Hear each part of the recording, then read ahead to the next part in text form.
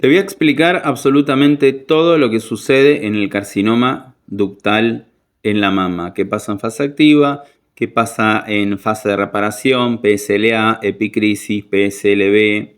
Y cuando hablamos de un carcinoma ductal tenemos que hablar de los conductos galactóforos y estamos hablando del epitelio laminar, que es de origen ectodérmico, está controlado por la corteza sensorial y sigue el mismo esquema, el mismo patrón que la piel exterior, y por eso se comporta como las úlceras ectodermales, como las úlceras epidermales, ¿sí?, de la piel.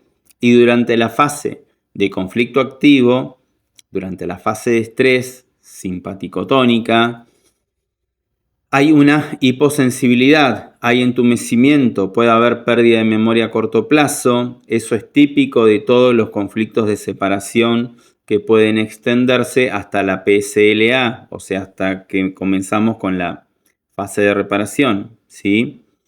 Y mientras se desarrollan todas estas úlceras intraductales en estos conductos galactóforos, puede haber una parálisis sensorial, o sea, una pérdida de sensación en toda la piel de la mama, en el pezón, ¿sí?, haciendo que la mujer prácticamente no sienta en esa zona, ¿sí?, pierde mucho la sensibilidad. Y este programa biológico se vive como un conflicto de separación, ¿sí? Me separé de mi hijo, me lo arrancaron del pecho, me separé de mi pareja, ¿sí?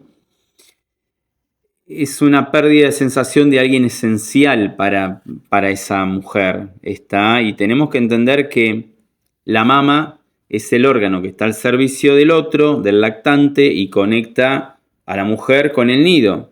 Y el sentido biológico de esta pérdida celular en la fase de estrés, en la fase activa, es ensanchar esos conductos galactóforos y que la leche que ya no se necesita debido a esa separación pueda drenar con mayor facilidad, pueda descargarse y evitar esa congestión láctea en la mama.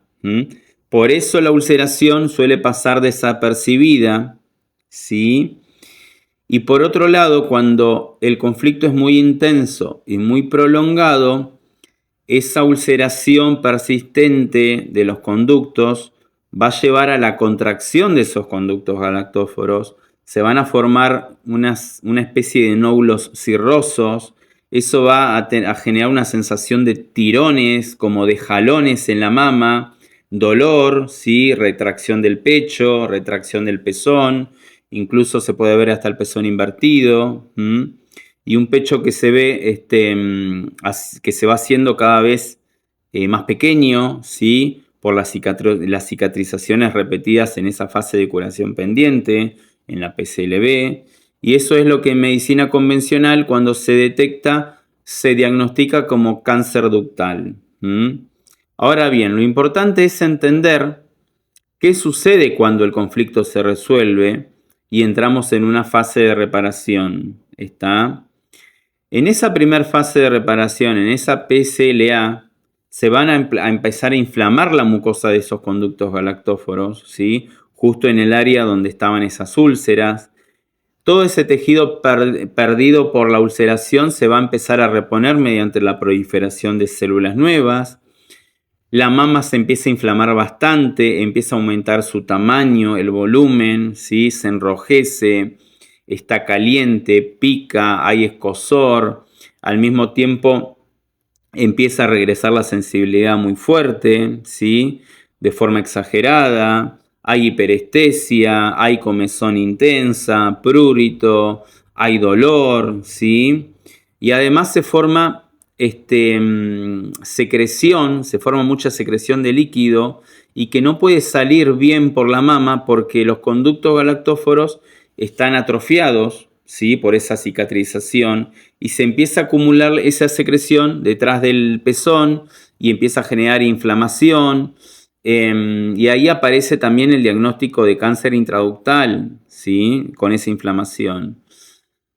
Y en medio de esta fase aparece la epicrisis y puede vivirse como diafríos, entumecimientos, también hay hiperestesia en epicrisis, hay dolor, hay crisis de ausencia, ¿sí?, porque se trata de una crisis epileptoide que es típica de todos los conflictos de separación, ¿sí? Tiene el mismo esquema que la piel exterior.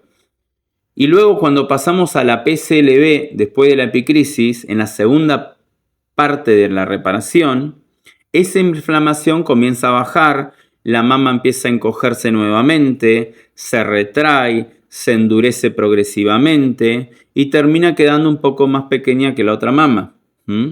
Y acá es donde siempre doy el ejemplo biológico de la cabra Meki, ¿sí? Que se vuelve muy didáctico, muy claro. Y sucede lo siguiente, si a esa cabra o a una cabra que vive ese conflicto de separación con su cría, su ubre se va a llenar de leche porque ya no hay quien la succione. Cuando ese conflicto se resuelve porque la cría vuelve y se produce, digamos, una solución natural, no es medicar, digamos, ni intervenir médicamente, sino que la cría vuelve a mamar y a succionar y a vaciar la ubre, y eso va a permitir que esa inflamación baje y que ese proceso se complete sin ningún tipo de complicaciones, Y en la mujer ocurre exactamente lo mismo a nivel biológico.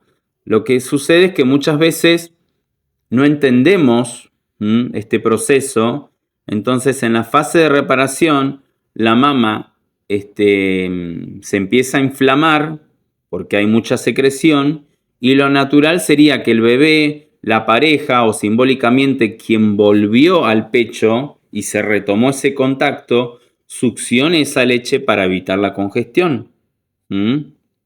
Y como en la medicina humana siempre no existe esa posibilidad, ¿sí? Esta fase de reparación puede resultar más molesta, ¿sí? Pero bueno, se pueden usar medidas naturales como la aplicación de hojas de col fresca, ¿sí? Por ejemplo. Y bueno, si la mama no se vacía, al final de la fase de reparación, el pecho puede quedar más pequeño, endurecido, pero esto no representa ningún peligro, es simplemente un cierre biológico completo de todo este proceso de reparación después de haber vivido esa adaptación biológica como respuesta a ese conflicto de separación que finalmente pudo resolverse. ¿Está?